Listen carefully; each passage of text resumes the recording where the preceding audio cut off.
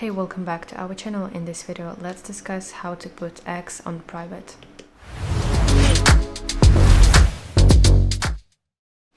Okay, so first of all, open X on your device and you want to tap your profile picture in the top left corner of your screen.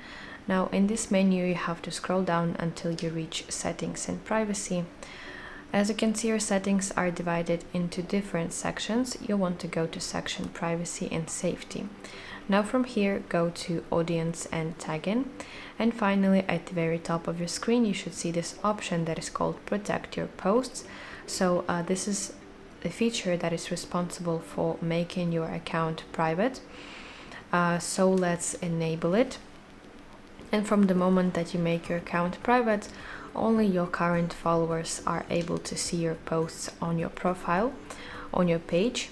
And any new people who want to follow you on X, they must send you follower requests that you must manually approve or decline. You have to tap your profile picture in the top left, and in this menu again you should go to section Follower Requests, where you can manage your new followers on X if you have your account private. So you can either accept them or you can decline them. So that's it. Thank you for watching. If you found this video helpful, please like it and subscribe to our channel to see more content like this.